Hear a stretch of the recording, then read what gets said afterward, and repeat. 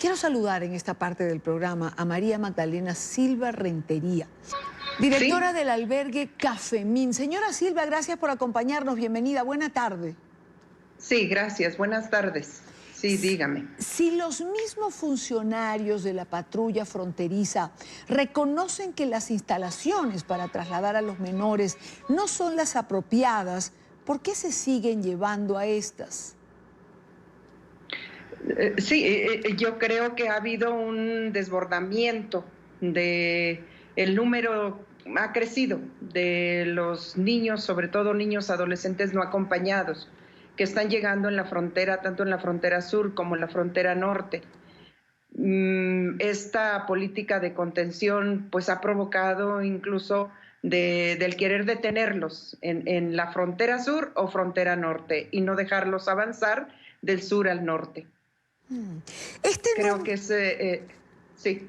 no, le iba a preguntar, ¿este número ha venido increciendo o ha venido disminuyendo? Bueno, el lenguaje, la retórica del gobierno mexicano dice que ha disminuido el número. Pero lo que vamos viendo nosotros es que no ha disminuido el número de entradas.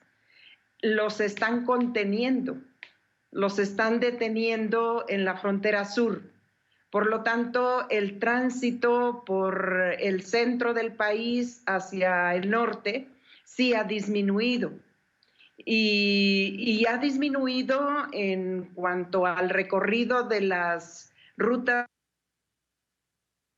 Pero sabemos también de que a estos niños, adolescentes no acompañados, constantemente quienes los trafican, quienes los trasladan, es gente del crimen organizado.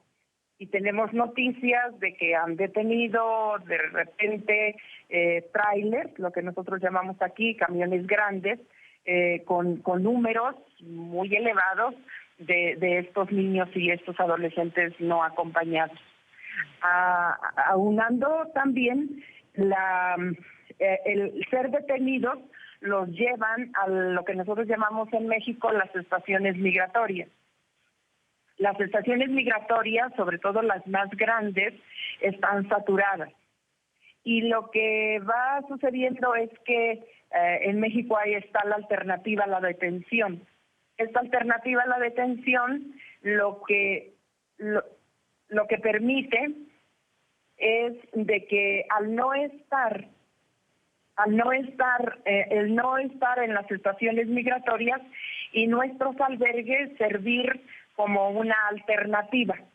Entonces, en el caso de algunos de nuestros albergues, es que el Instituto Nacional de Migración, junto con la Procuraduría de Protección al Menor, nos los trae a los albergues.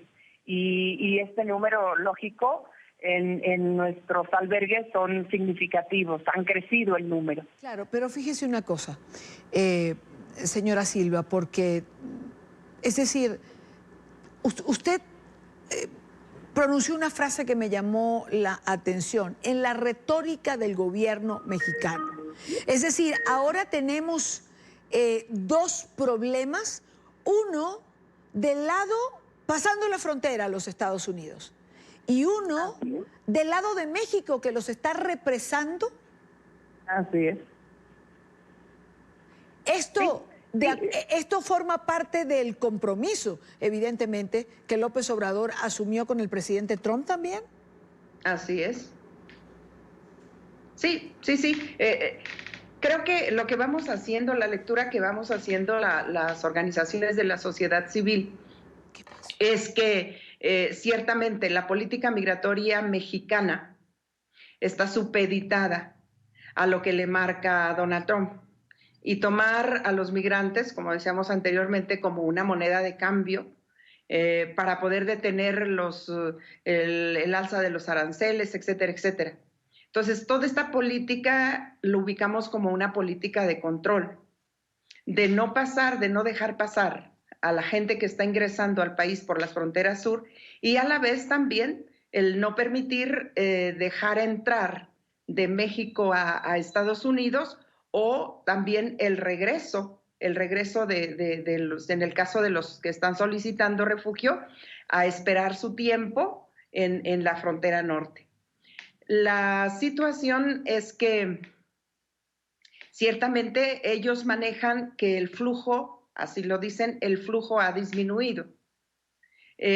Otra de las acciones que estamos constatando día a día es las detenciones masivas y las deportaciones masivas a sus países de origen. Por eso ellos dicen, incluso Donald Trump pues ha felicitado a México porque ha tenido éxito en estas acciones dentro de este marco de política migratoria pues, represiva. Claro, claro. Fíjese, yo entiendo que ustedes, de hecho usted es la directora de uno de los albergues, que depende de las organizaciones defensoras de migrantes de Redodem. ¿Qué diferencia hay entre los albergues que manejan las organizaciones no gubernamentales y los que maneja la administración en Estados Unidos? Pues yo creo que no hay mucha diferencia, ¿no? Nosotros acá les llamamos estaciones migratorias, allá les llaman centros de detención. Y parece ser que al menos le puedo hablar más del lado mexicano. Estos lugares son no otra cosa más que cárceles, ¿no? El privarlos de la libertad, el tenerlos en una situación totalmente deshumanizada, deshumanizante, ¿no? El no tener ni siquiera o contar o proporcionarles ni siquiera con los artículos, incluso como escuchaba, ¿no? De que una toalla sanitaria le dan al día y con eso se tiene que quedar, ¿no? La cuestión de alimentación, una alimentación totalmente precaria, la cuestión de salud, ¿no? No suficiente ni tampoco en lo más mínimo. Entonces, son lugares sí, yo digo totalmente deshumanizantes, ¿no? Porque no cuentan ni siquiera con las condiciones básicas para poder sobrevivir ahí. Eso es del lado mexicano. Y bueno, pues del lado de Estados Unidos, pues por lo que vemos, escuchamos, sabemos, pues no dista mucho la diferencia. Claro, claro. Son condiciones absolutamente precarias que no garantizan ningún tipo de calidez si tomamos en cuenta además que son menores de edad.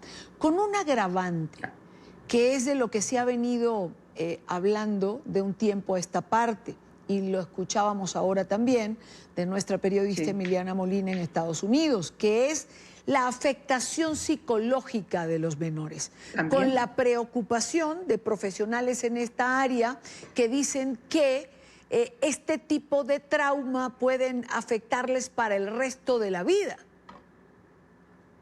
Sí, mira, en el caso nuestro, bueno, voy a hablar del caso de Cafemí, que es el centro, la casa de atención donde soy coordinadora.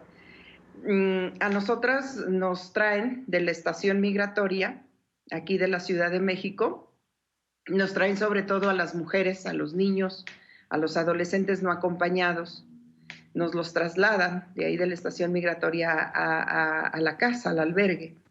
Y ciertamente, más de lo que ya decíamos de las condiciones básicas, ¿no? De alimentación, salud, etcétera, agrégale precisamente esta situación emocional, ¿no?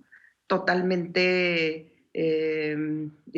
con problemas, incluso pudiéramos decir hasta problemas postraumáticas, ¿no? Muy severas.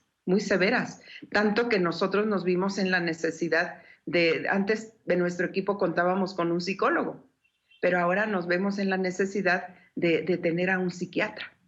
¿Sí?